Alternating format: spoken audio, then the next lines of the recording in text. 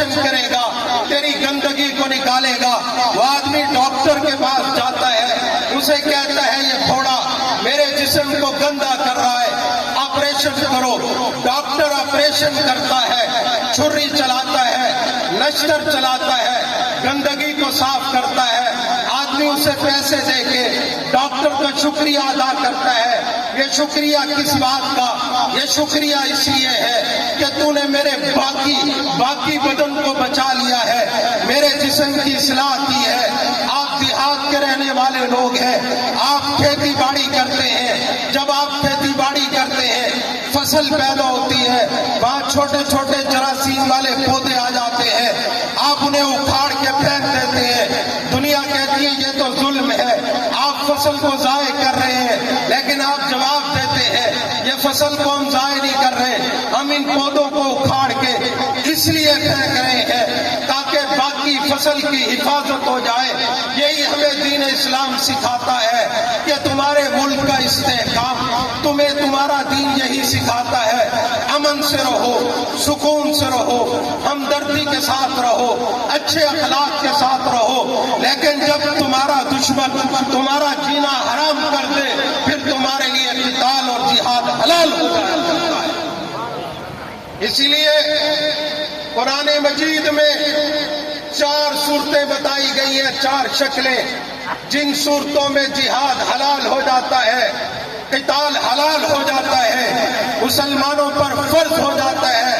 ان 4 شکلوں اور صورتوں کو سنیے تاکہ آپ کو جہاد کی عظمت سمجھ میں آئے۔ الحمدللہ الذی خلق الانسان وعلمہ البیان وانزل علی نبیہ محمد صلی اللہ علیہ وسلم القرآن ونشهد ان لا الہ الا اللہ وحدہ لا شریک له ونشهد ان سیدنا وسندنا ونبینا وحبیبنا ومولانا محمدا عبده ورسوله اما بعد اعوذ باللہ من الشیطان الرجیم بسم اللہ الرحمن الرحیم یا ایہا الذین آمنوا هل ادلکم علی تجارۃ تنجیکم من عذاب الیم تؤمنون باللہ ورسولہ وتجاہدون فی سبیل اللہ باموالکم وانفسکم ذالکم خیر لکم ان کنتم تعلمون۔ قال النبی صلی اللہ علیہ وسلم الجہاد ماض الی یوم القیامہ۔ قال النبی صلی اللہ علیہ وسلم الجہاد خلقی۔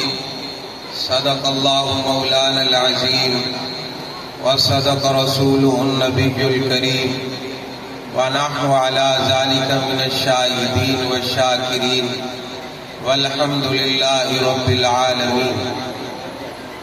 سارے مجمع سے انتہائی ادب سے گزارش ہے کہ عقیدت اور محبت کے ساتھ امام الانبیاء، سید الانبیاء، خاتم الانبیاء، سرتاج الانبیاء، رحمت کائنات حضرت محمد الرسول اللہ صلی اللہ علیہ وسلم کی ذات اقدس پر درود پاک پڑھ لیں، اللہ کی رحمت برس پڑے۔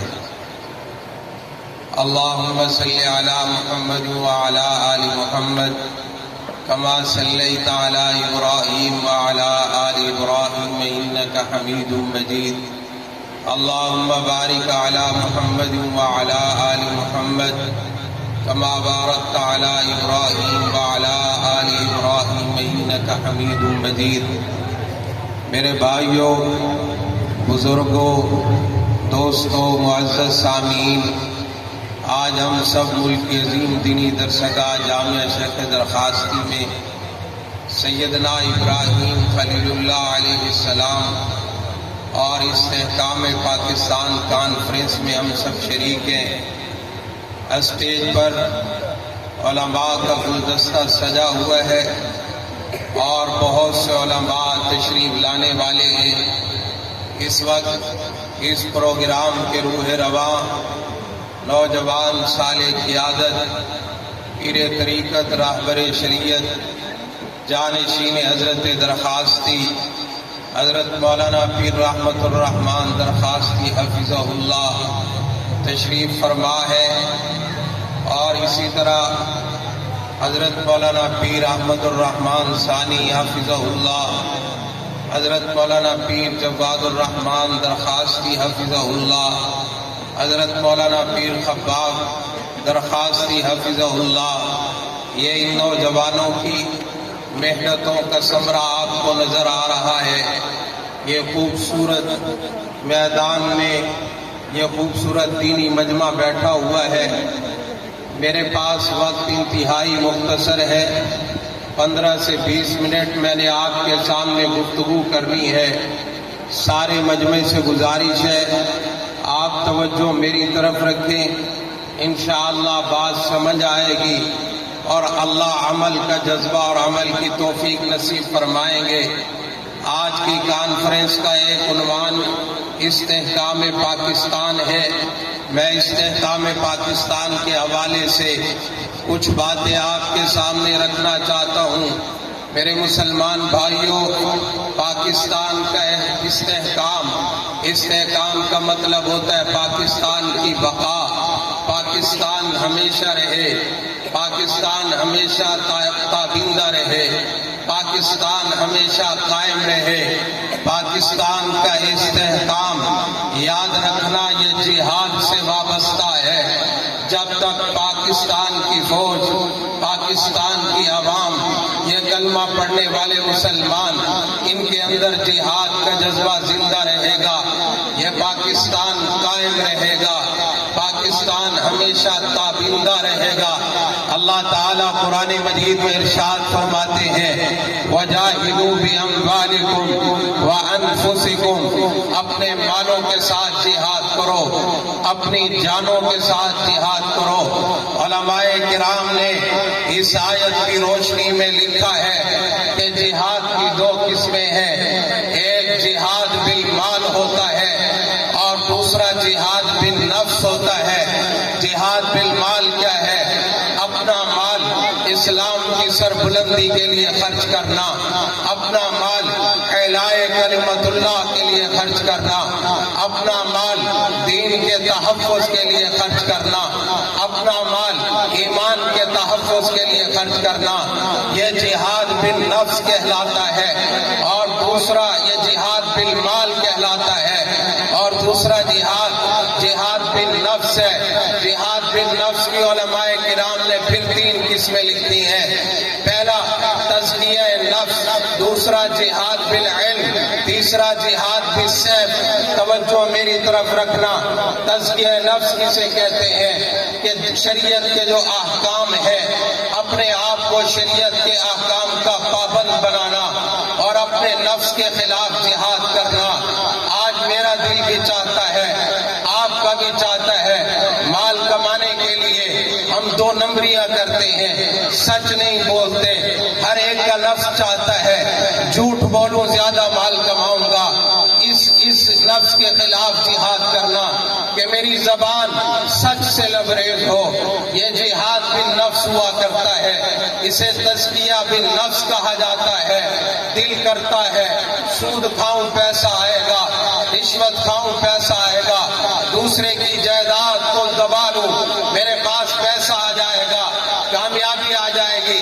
فرمایا نہیں، اپنے نفس کو شریعت کے احکام کا پابند کرنا، یہ تزکیہ نفس ہوتا ہے۔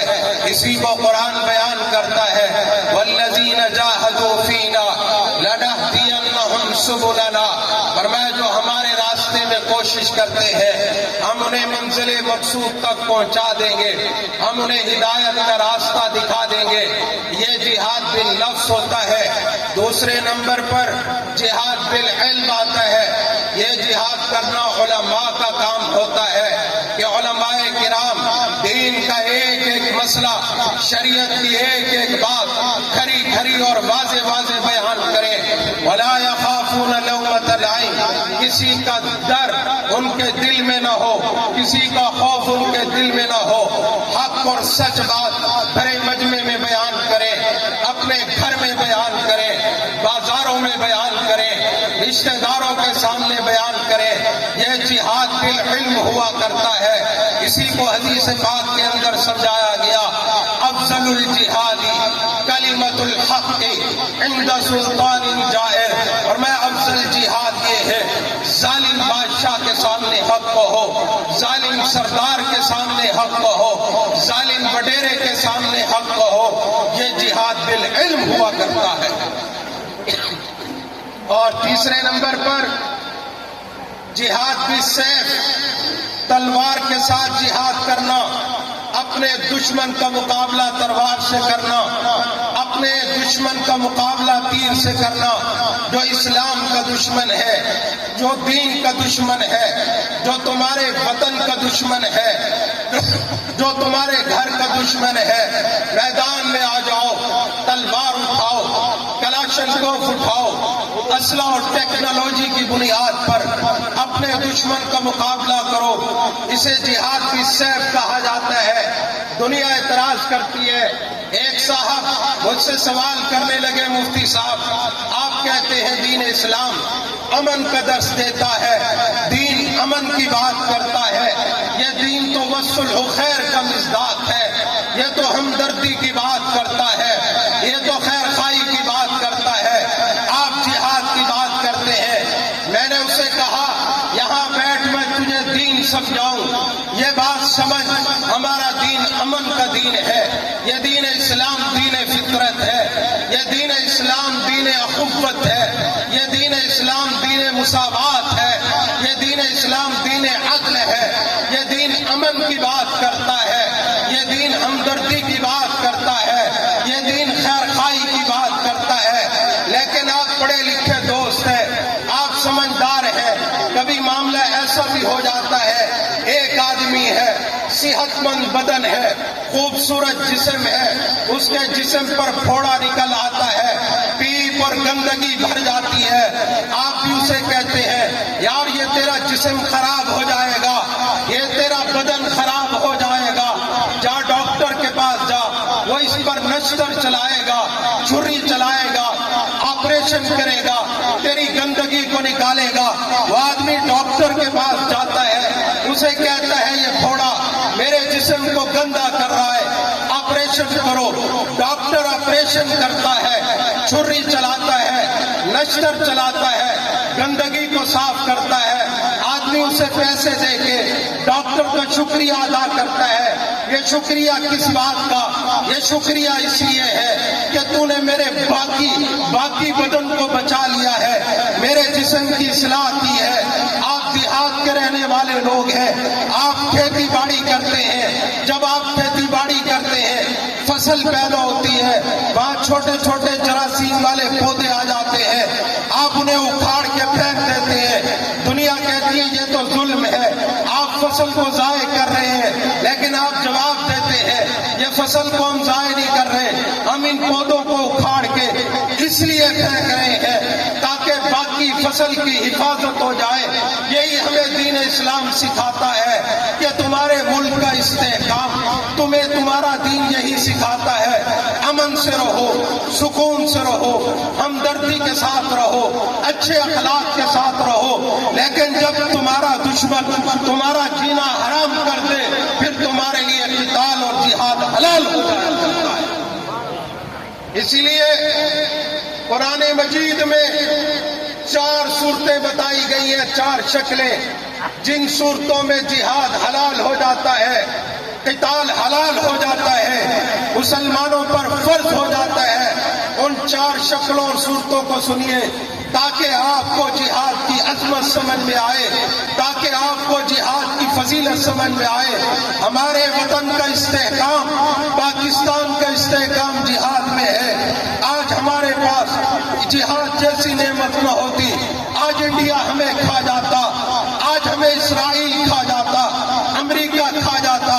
یہ آج مسلمان جو پاکستان کے رہنے والے ہیں، جن کے پاس لا الہ الا اللہ کی نعمت ہے، یہ جہاد کے جذبے کو جانتے ہیں، جہاد کی عظمت کو جانتے ہیں، جہاد کی فضیلت کو جانتے ہیں. قرآن بھی وہ 4 صورتیں بیان کرتا ہے. پہلی صورت اور شکل جب قتال حلال ہو جاتا ہے، قرآن کہتا ہے تمہارا دشمن ہے، چاہے وہ انڈیا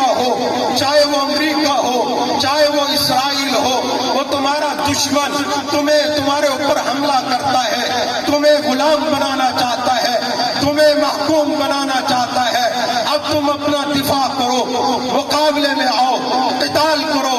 وقاتلوا فی سبیل اللہ الذین یقاتلونکم، تم اللہ کے راستے میں نکل پڑو۔ یہ کون ہوتے ہیں تم پر ظلم کرنے والے؟ یہ کون ہوتے ہیں تمہیں مجبور کرنے والے؟ یہ کون ہوتے ہیں تمہیں غلام بنانے والے؟ تم مسلمان ہو، تم محمد الرسول اللہ کے ماننے والے ہو، تم غلام بن کے نہیں رہ سکتے۔ تم میدان میں آؤ، تم جہاد کرو اور آزادی کے ساتھ زندگی گزارو۔ اور جہاد کی دوسری ممکنہ صورت جب جہاد اور قتال حلال ہو جاتا ہے، جب کافر زمین پر فتنہ برپا کر دے۔ فتنہ سمجھتے ہو کس کو کہتے ہیں؟ فتنہ کہتے ہیں جب مسلمان کے لیے دین پر عمل کرنا مشکل ہو جائے، جب مسلمان کے لیے دین کے احکام پر عمل کرنا مشکل ہو جائے، نماز پڑھنا مشکل ہو جائے، روزہ رکھنا مشکل ہو جائے، زکوٰۃ دینا مشکل ہو جائے، دینی احکامات پر عمل کرنا مشکل ہو جائے، وہ عمل نہ کر سکے، اس کو فتنہ کہا جاتا ہے۔ قرآن کہتا ہے وَقَاتِلُوهُمْ حَتَّى لَا تَكُونَ فِتْنَةٌ وَيَكُونُ الدِّينُ كُلُّهُ لِلَّهِ، اور میں نکل جاؤ میدان میں، اس فتنے کو ختم کر دو اور جہاد کرو، قتال کرو، تاکہ اللہ کا دین غالب ہو جائے۔ اور جہاد کی تیسری شکل جب امت مسلمہ پر جہاد فرض ہو جاتا ہے، لازم ہو جاتا ہے، جب مسلمان پر اس وجہ سے ظلم کیا جائے کہ وہ مسلمان ہے، جب مسلمان پر اس وجہ سے بربریت کے پہاڑ توڑے جائیں کہ وہ لا الہ الا اللہ کا دعویٰ کرتا ہے۔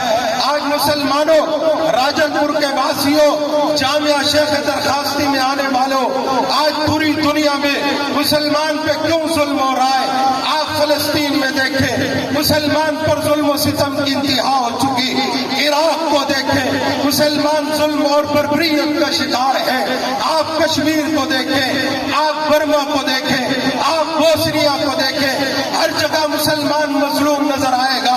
آپ انڈیا میں دیکھیں، مسلمان پر ظلم کیوں اٹھایا جا رہا ہے؟ اس لیے کہ وہ لا الہ الا اللہ کا دعویٰ کرتا ہے، اس لیے کہ وہ محمد الرسول اللہ کا غلام ہے۔ اور میں جب مسلمان پر مسلمان ہونے کی وجہ سے ظلم ہونا شروع ہو جائے، پھر مسلمان کے لیے جہاد اور قتال جائز ہو جاتا ہے، فرض ہو جاتا ہے۔ اسی کو قرآن بیان کرتا ہے وَأُذِنَ لِلَّذِينَ يُقَاتِلُونَ بِأَنَّهُمْ ظُلِمُوا وَإِنَّ اللَّهَ عَلَىٰ نَصْرِهِمْ لَقَدِيرٌ۔ فرمایا جب تمہارے اوپر ظلم ہو، میدان میں نکلو، تم کمزور کیوں بنتے ہو؟ تم محکوم کیوں بنتے ہو؟ مجبور کیوں ہو جاتے ہو؟ میدان میں نکلو، ان کافروں کا مقابلہ کرو اور اپنی زندگی کی آزادی حاصل کر کے اسلام کو غالب کرو۔ ان چار صورتوں میں جہاد کیا ہو جاتا ہے؟ حلال ہو جاتا ہے۔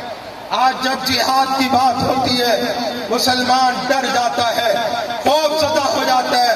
قرآن کہتا ہے کتب علیکم القتال وہو کرہ لکم وعسى ان تکرہوا شیئا فہو خیر لکم۔ ایمان والو، تم اخلاق والے ہو، تم ہمدرد ہو، تم ایک دوسرے کے خیر خواہ ہو، وصل خیر کے مصداق ہو، لیکن یاد رکھو تم پر جہاد فرض کر دیا گیا۔ جب جہاد کی بات ہوتی ہے تم بوجھل ہو جاتے ہو، تمہارے اوپر وزن آ جاتا ہے، ڈرنے لگ جاتے ہو، لیکن یاد رکھو جس چیز کو تم ناپسند کرتے ہو، بوجھ سمجھتے ہو، اللہ نے اسی میں خیر رکھی۔ تو انشاءاللہ میں آج آپ کو یہ بات سمجھانے کی کوشش کر رہا ہوں۔ اللہ تعالیٰ نے یہی نقطہ سمجھایا ہے وَأَعِدُّوا لَهُم مَّا اسْتَطَعْتُم مِّن قُوَّةٍ۔ او مسلمانوں، جہاد کی تیاری کرو، جہاد کے لیے جتنی قوت اختیار کر سکتے ہو کرو، مستقل فوج بناؤ، تحقیقاتی لیبارٹریاں بناؤ، گائیڈڈ اور لیزر ٹیکنالوجی حاصل کرو، याद रखो, ये हथियार बनाना जिहाद की नीयत से, ये उस सूफी से ज्यादा सवाब मिलता है उस साइंसदान को जो असला साज फैक्ट्री में तहकीक करके इस्लाम के तहफ़्फ़ुज़ के लिए, दीन के तहफ़्फ़ुज़ के लिए, मदारिस के तहफ़्फ़ुज़ के लिए, अपने वतन पाकिस्तान के तहफ़्फ़ुज़ के लिए जब वो असला बनाता है, अल्लाह तबारक व तआला उसे उस तहज्जुद गुजार से ज्यादा सवाब अता करते हैं जो मुसल्ले पे बैठ के इबादत करता है, क्योंकि अपने वतन के दिफा के लिए, जिहाद के लिए असला बनाना भी इबादत है। और आप सल्लल्लाहु अलैहि वसल्लम ने फरमाया, अला इन्नल कुव्वत अर्रुमा, फरमाया कुव्वत तीर अंदाजी में है, कुव्वत तीर फेंकने में है। मैं इस हदीस को पढ़ता हूं तो हैरान हो जाता हूं कि अकल में ये बात आती है, कुव्वत और ताकत तो तलवार में होनी चाहिए, लेकिन 1400 साल पहले इमामुल अंबिया, सैयदुल अंबिया, खातमुल अंबिया, सरताजुल अंबिया हजरत मुहम्मदुर रसूलुल्लाह सल्लल्लाहु अलैहि वसल्लम की बसीरत पर कुर्बान जाऊं, अल्लाह के नबी सल्लल्लाहु अलैहि वसल्लम ने फरमाया कुव्वत तीर फेंकने में है। क्या मतलब? पहले जमाने में जंगें तीर से हुआ करती थी और लड़ी जाती थी, तीर में बड़ी ताकत है। आज के जमाने में तीर की जगह पर मिसाइल टेक्नोलॉजी है। जिस मुल्क के पास गोरी मिसाइल है, गजनवी मिसाइल है, गाइडेड मिसाइल है, अल्लाह के नबी सल्लल्लाहु अलैहि वसल्लम ने फरमाया मिसाइल टेक्नोलॉजी हासिल करो, इसमें जंग की ताकत है। फिर बड़ी अजीब हदीस सुनाऊं, आप सल्लल्लाहु अलैहि वसल्लम ने फरमाया ये जो तीर फेंका जाता है, ये जो मिसाइल फेंका जाता है, अल्लाह ताला इस पर 3 बंदों के लिए जन्नत को वाजिब कर देते हैं। एक वो बंदा जिसने तीर बनाया, अल्लाह उसके लिए भी जन्नत वाजिब कर देते हैं। दूसरा वो बंदा जिसने तीर उठाकर मुजाहिद को दिया, अल्लाह उसके लिए भी जन्नत को वाजिब कर देते हैं। तीसरा वो मुजाहिद जिसने तीर को फेंका, अल्लाह तबारक व तआला उसके लिए भी जन्नत को वाजिब कर देते हैं। आज अगर इसको यूं कहूं तो बेजान होगा, आज के दौर में इसकी जगह पर मिसाइल ने ले ली है।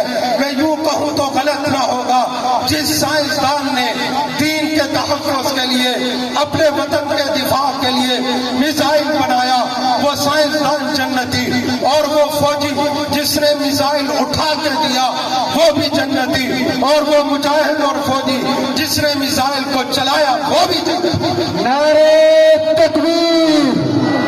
पाकिस्तान का मतलब क्या? पाकिस्तान का मतलब क्या? तेरा मेरा रिश्ता क्या? पाक फौज, पाक फौज, पाक फौज कदम बढ़ाओ, पाक फौज कदम बढ़ाओ। शोहदाए पाक फौज व पुलिस, शोहदाए पाक फौज व पुलिस, नारे तकबीर! मैं इन्हीं बारूजात पर अपनी गुफ्तगू खत्म करता हूँ। ये बात जहन में रख के जाइए, पाकिस्तान का इस्तेहकाम जिहाद में है, पाकिस्तान की बका जिहाद में है। जब तक ये जिहाद का जज्बा जिंदा रहेगा, पाकिस्तान बाकी रहेगा, पाकिस्तान पाइंदा रहेगा, पाकिस्तान हमेशा रहेगा। अल्लाह से दुआ, अल्लाह इन मारूजात पे